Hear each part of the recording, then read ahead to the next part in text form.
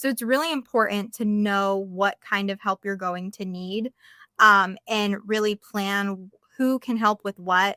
And having that prepared and giving people those little assignments in advance is going to help you tremendously once you get on site at the venue.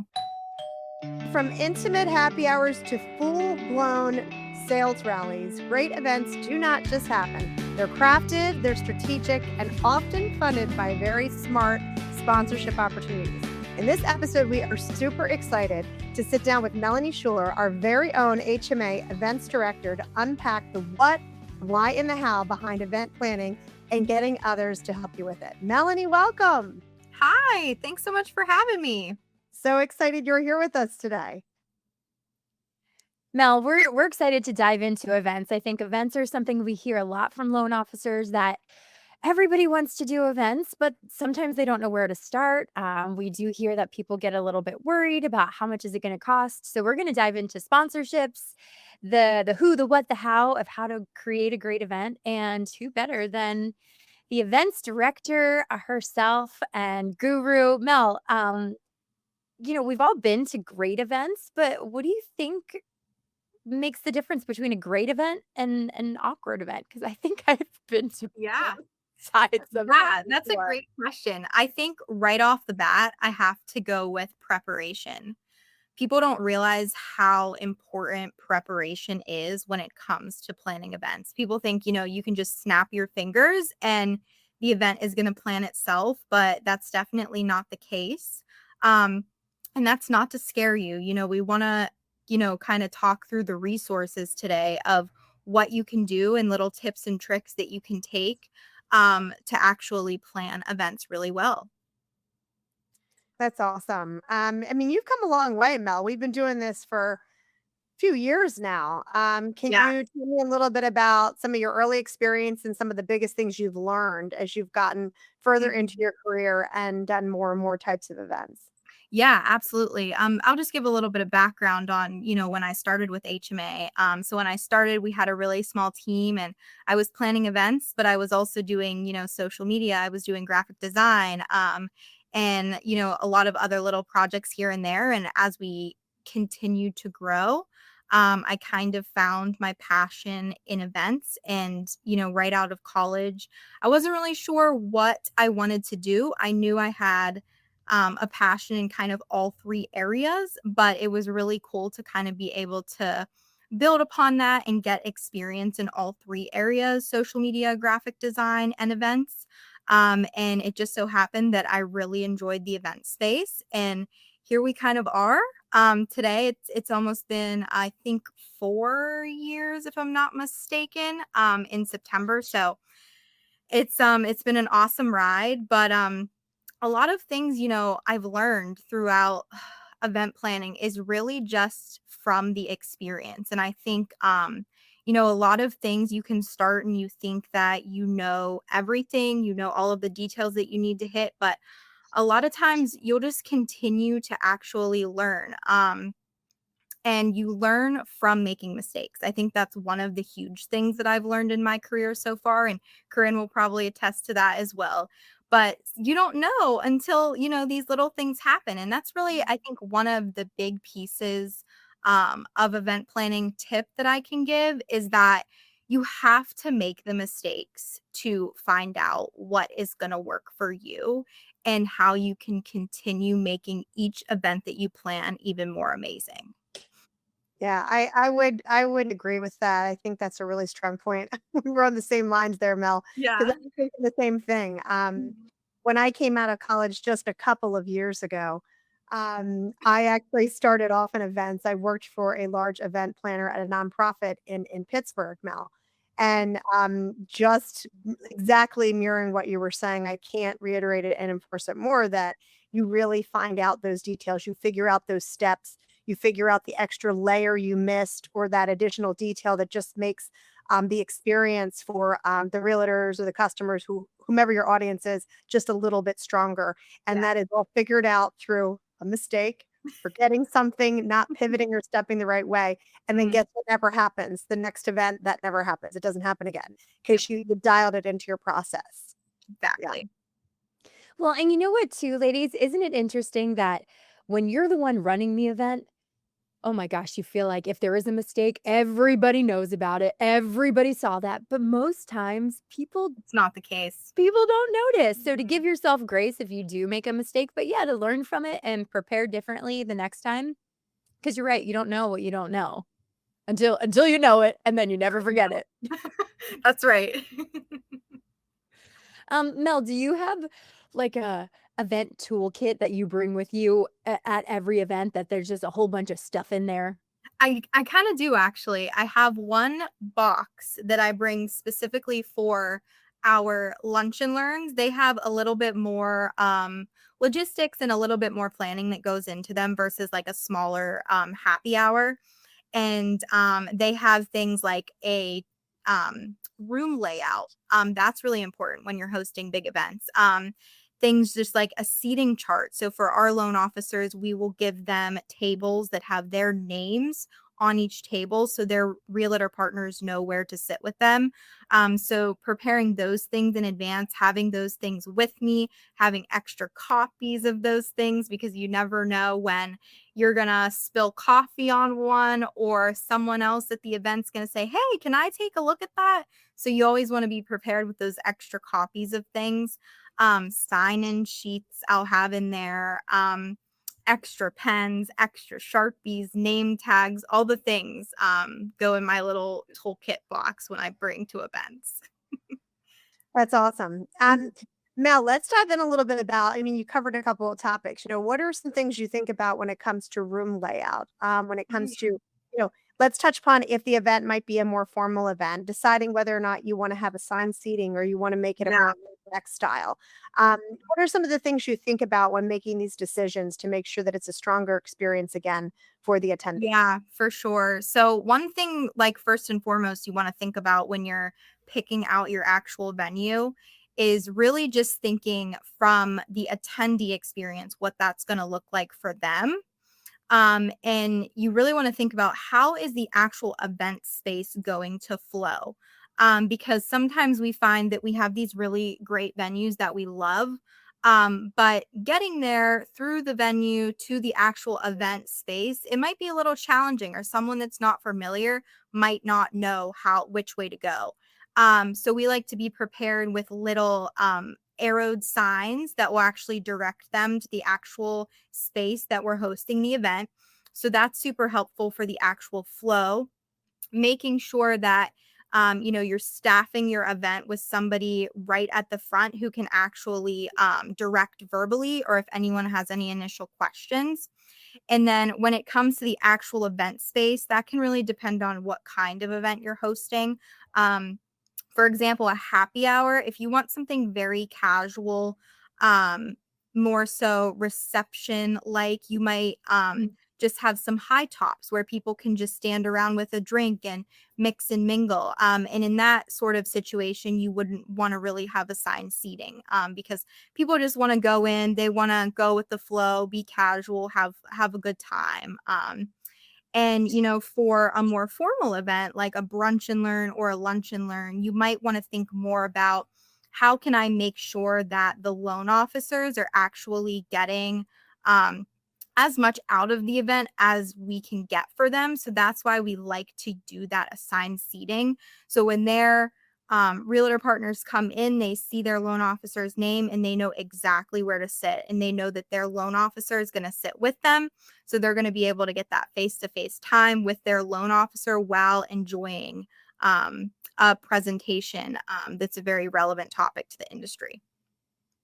I think that's huge, especially when people go to an event, they don't know anybody. Hmm. People have a lot Yeah, of anxiety around that, I'm gonna yeah, walk in and where am I gonna sure. sit and who am I gonna talk to? So, Hmm. to make it as open and friendly as possible, that's a really great tip, and what a simple thing to do. I like that. Yeah, Takes the it's pressure really off of easy. someone flying solo. Hmm. Exactly. Mel, for some of these larger events where, maybe you're looking at, when I say larger, maybe it's mid-sized for some, depending on what you typically do, but say 80 plus people, 80 to 200 plus people. Hmm. Tell us a little bit about the importance of the relationship of the contacts, the manager on site. Tell us a little bit about your background process on that and how instrumental that is in pulling off a really fabulous event.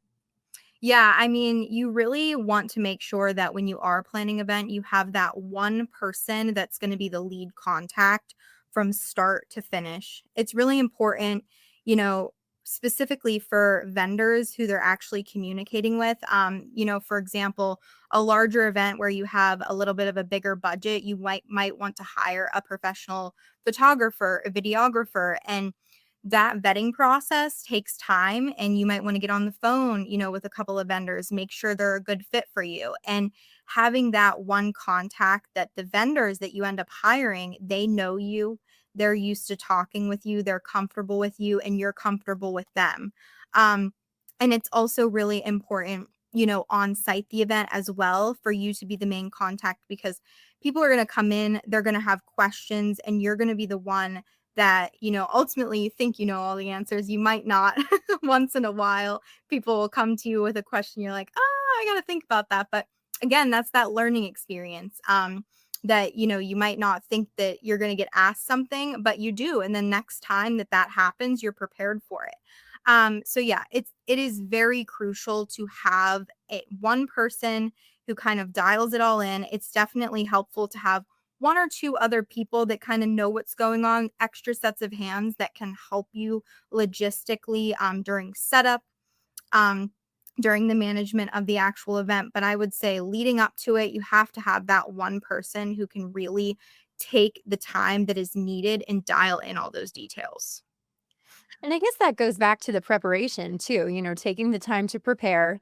Yeah. Funny enough, even though we say this, we do have a lot of people that I get this. I get an idea in my head and I want to run. I want to do it right then. I don't want to wait. I don't want to wait 2 months. I want to do it next week. But there really is a time to breathe and a time to plan when you take some time. So what does the perfect number look like? Is there okay, if someone Yeah. comes to you with an idea, is there a magic number that you're like, "Okay, let's plan this 5 Yeah. months from now, 6 months from now?" Like, Yeah. what does that look like? I would say for our larger events, so like a sales rally, for example, for those aren't familiar, we have a 2-day event. There's lots of speakers and panels and moving parts and vendors and signage. And swag. There's so much that goes into it. So for something like that, I honestly, in a sense, compare it to a wedding. So in very large events like that, where you're having so many moving parts, I would say sometimes up to a year in advance. Which to some that might seem like a lot, but a lot of these vendors and these venues are getting booked up. I don't think a lot of people will realize that. But especially if there's one venue that you're like, I gotta have it. I love that place. You really have to prepare in advance. When it comes to, smaller lunch and learns and smaller happy hours, you can really still plan a great event. I would say about 2 to 2.5 months out is going to be like that sweet spot where you're still going to have some places that have those weekday availability, which honestly might work better for a lot of loan officers and realtors. So you might be able to snag that place that you really like. But yeah, it kind of just depends on what event you're trying to plan and kind of how many logistics goes into it. Yeah, I like that a lot. I would also say and recommend to loan officers any extra set of hands or resources that you have available to you the day of the event.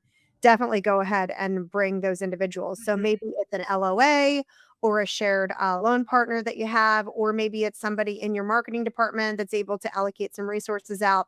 Bring anybody additional that you can because I know it can feel a little intimidating, especially if you have a larger number of people coming to make sure that the logistics are going right, but then you're also trying to be a connector, be a local connector, and a salesperson and a customer service person as well, right? So you want to be able to work the room as a loan officer, but you want to make sure that all those details of food, drink, logistics, anything special themed or oriented you have going is also being handled so that the whole day and the moment runs very smoothly.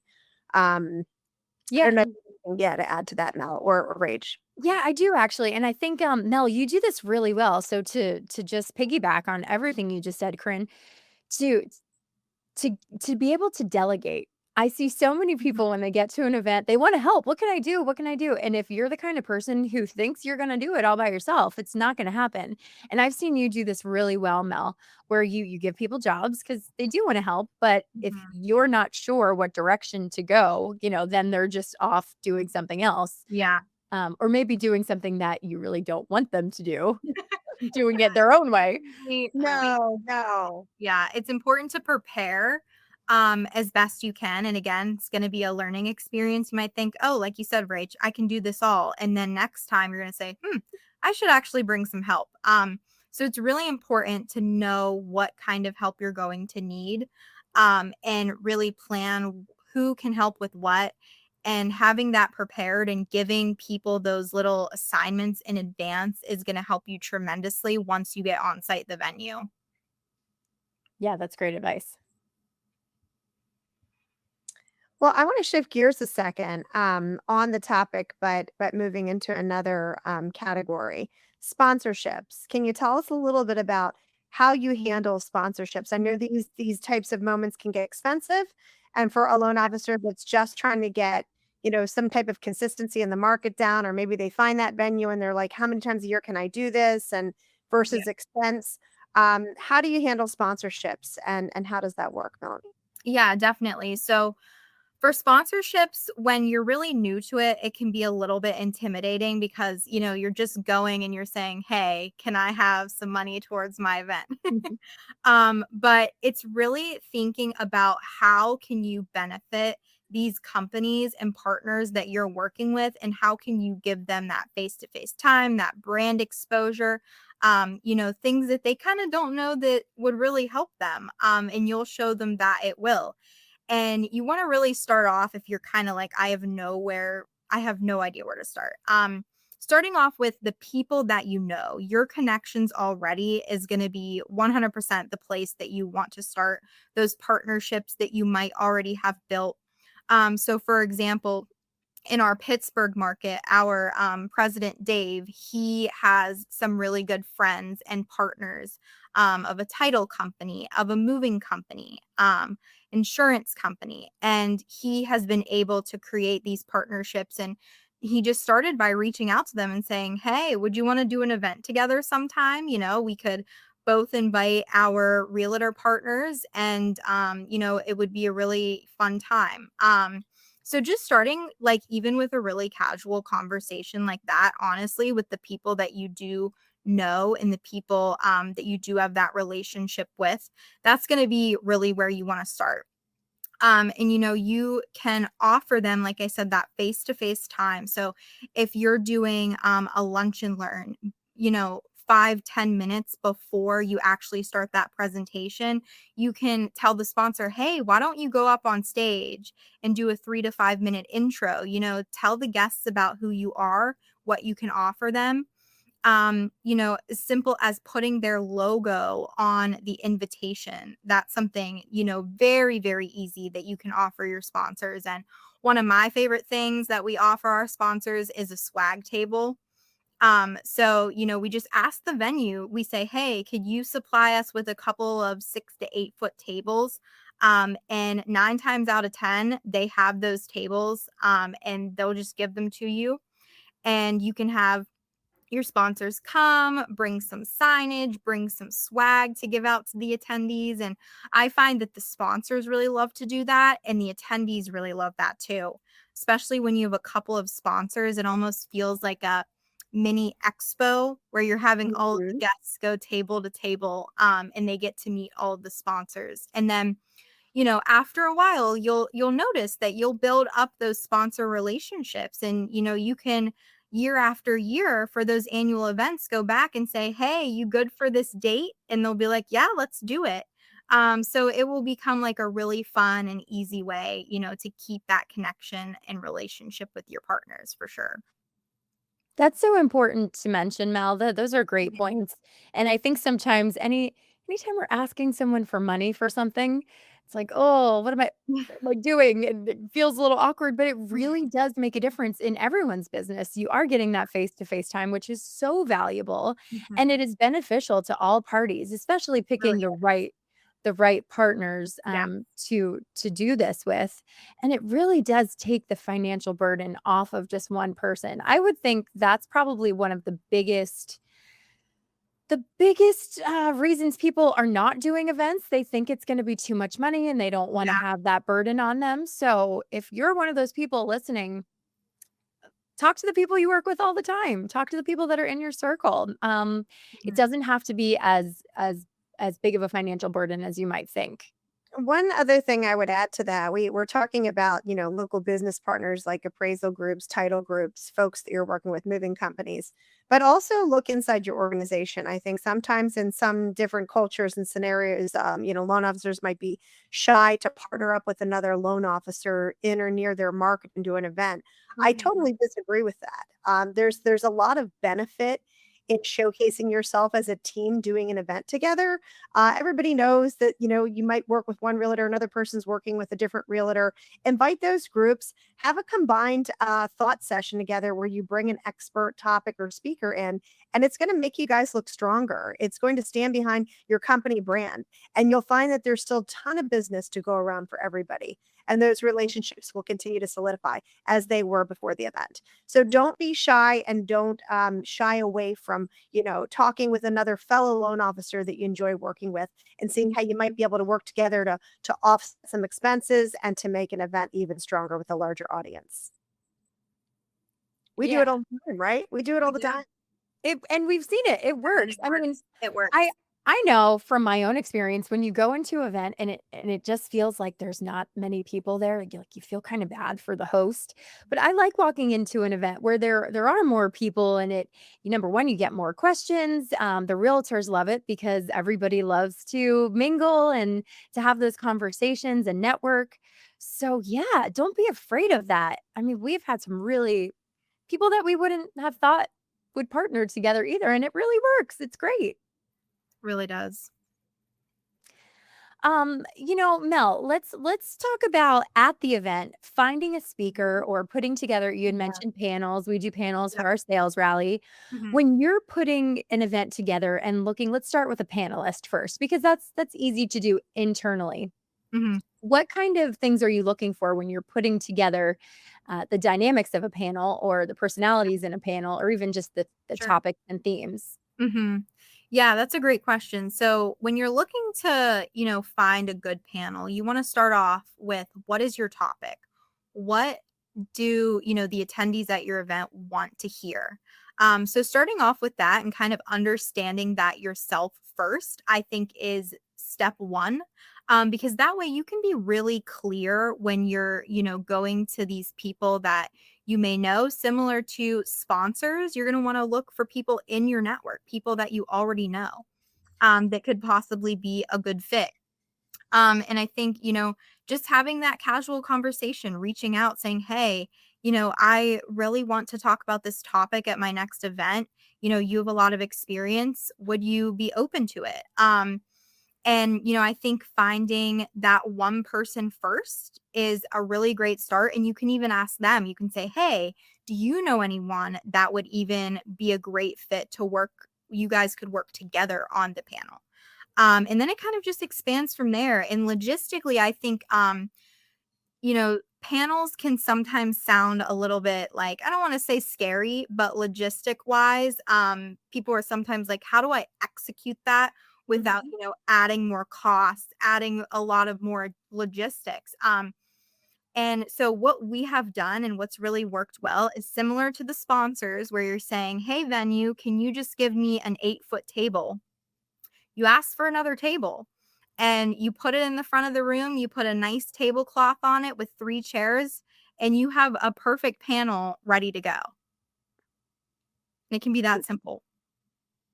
Yeah, I like that. I like that a lot, Mel, and I think it is a lot more simplistic than we think. Yes. Don't overthink the process. Just Y execute by putting people in front of a room, having a conversation is Yeah. interesting to industry peers, Mhm. 100%.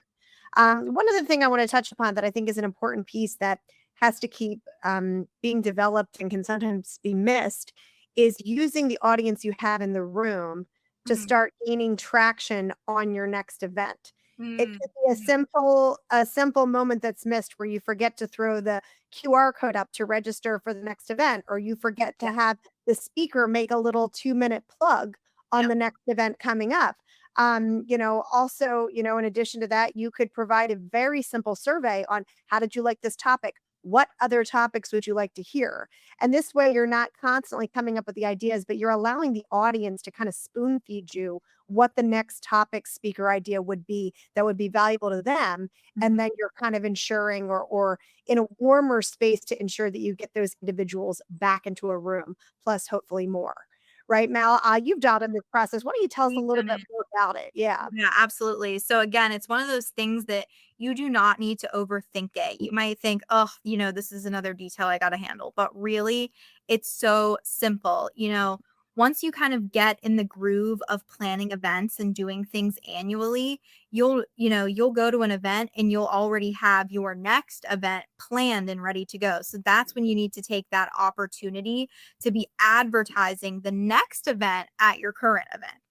Um, so something so simple that we do is we make a little graphic. We will print it out on cardstock and fold it in half like a little just a little tent card. And it's so simple.